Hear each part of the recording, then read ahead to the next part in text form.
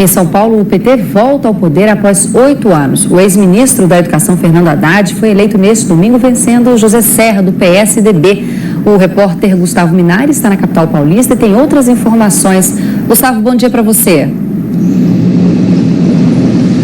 Bom dia a todos. Bom, aqui em São Paulo, Fernando Haddad, do PT, foi eleito com 55,57% dos votos. Já José Serra, do PSDB, teve 44,43% dos votos válidos. Neste segundo turno, a cidade de São Paulo registrou o maior índice de abstenções desde a introdução da urna eletrônica. Quase 20% dos eleitores não votaram. Em São Paulo, manifestantes que protestavam contra o aumento no preço das passagens de ônibus entraram em confronto com a polícia agora há pouco na Avenida Paulista. Ao vivo, o repórter César Galvão traz as informações para a gente. Boa noite, César. Boa noite, Bonner. Boa noite a todos. A manifestação já dura 2 horas e é contra o aumento do preço das passagens nos transportes públicos. Nós vamos ver agora imagens dos manifestantes circulando pelo bairro da Bela Vista, no centro de São Paulo. Eles são seguidos de perto pela polícia e ocupam ainda algumas ruas. Agora há pouco, o Globocop gravou imagens do momento em que cerca de 2.000 manifestantes ocuparam as principais avenidas. Primeiro, eles colocaram fogo na Avenida 9 de Julho, que liga a Zona Sul ao centro da cidade. Depois, ocuparam os 2 lados da Avenida Paulista. O trânsito parou, a polícia chegou e jogou bombas de gás. Os manifestantes aí se dispersaram, atearam fogo em lixo e pedaços de madeira e deixaram agora há pouco a avenida. A manifestação é porque o preço das passagens subiu no início do mês de R$ 3,00 para R$ 3,20. Bom dia, senhoras e senhores. Hoje é 13 de outubro de 2024, são 10 horas e 30 minutos. Ricardo Nunes vai esconder Bolsonaro também no segundo turno, o que prova que a virada é possível, até porque não seria a primeira vez que a esquerda venceu de virada em São Paulo. Era muito difícil, o PT estava queimado em São Paulo. Martaxa era o mote da centro-direita de que a mídia gosta para manter o PT fora da prefeitura. Naquele início de 2012, entrevistei Fernando Haddad no Sindicato dos Bancários e perguntei a ele se achava que era possível vencer a difícil situação na capital paulista e ele disse ser completamente possível e de fato venceu. Na véspera do segundo turno, havia um empate triplo entre Serra, Russomano e Haddad, igualzinho aconteceu nas eleições deste ano na capital paulista. Mesmos números, cerca de 1/3 cada um dos 3 candidatos. Serra saiu na frente no segundo turno e perdeu a eleição. Antes de prosseguir, eu quero pedir a você que acompanha o blog da Cidadania que se inscreva no canal, deixe seu like e compartilhe este vídeo. Você vê aqui matéria do jornal Folha de São Paulo de 6 de outubro de 2012, cerca de 12 anos atrás. E era a mesma coisa, o Serra tinha 28, o Russomano 27 e Haddad tinha 24, Haddad inclusive era o azarão, ele estava em terceiro lugar na eleição. Achava-se que o segundo turno ia ser disputado entre a direita. Serra era o candidato do PSDB, o partido de centro-direita preferido, e Serra era o preferido da mídia, partido de centro-direita preferido que mandou em São Paulo durante mais de 30 anos. O PSDB chegou ao poder com Mário Covas em 1994 e só saiu do poder, na verdade ainda não saiu do poder, porque elegeu um tucano em 2020, não é? O Bruno Covas, o neto do Mário Covas, para governar a cidade. E o ano retrasado, em 2022, elegeu pela primeira vez um governador não tucano. Então, até 2018 eram eleitos, o João Dória foi eleito em 2018, outro tucano. Então o PSDB ficou no poder de 1994 no governo do estado até 2022, quase aí 30 anos. Bom, minha amiga, meu amigo, o fato é que o Datafolha mostrou um quadro muito parecido e no final do primeiro turno, não é?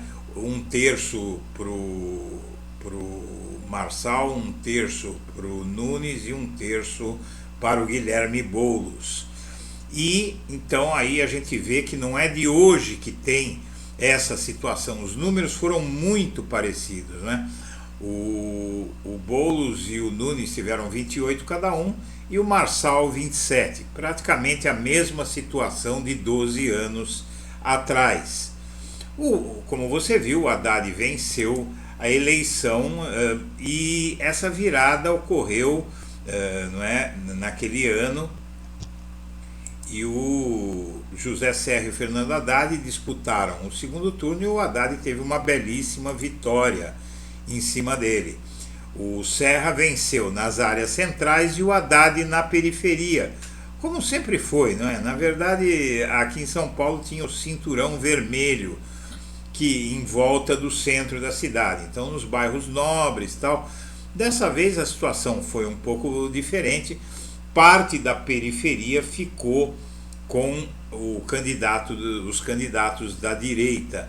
Essa foi a grande mudança que aconteceu. Ou seja, a esquerda perdeu realmente a periferia, perdeu o voto dos mais pobres. E isso começou a acontecer, você viu a matéria sobre a primeira manifestação de 2013. Não é? A vitória do Haddad sobre o Serra teria sido uma oportunidade magnífica para que a esquerda ganhasse um novo impulso no estado de São Paulo. Mas, na verdade, o que aconteceu é que os manifestantes de esquerda, de um tal de movimento Passe Livre, que lutava pela redução, por passagem grátis para todo mundo numa cidade que na época já tinha 10 milhões de habitantes, hoje tem 12. É algo que ninguém acreditava. Eles começaram no dia 6 de junho de 2013, uma manifestação pequena, a manifestação cresceu e o resultado foi esse aqui. Em 3 semanas de junho de 2013, a aprovação ao governo Dilma caiu 27 pontos. 27 pontos. A Dilma tinha 57% de aprovação. Na primeira semana de junho caiu para 30% por causa de uma manifestação que foi feita pela esquerda. Aqui você vê a manifestação do movimento Passe Livre, que tinha inclusive gente do PT no meio, do PSOL, né, e de outros partidos de esquerda.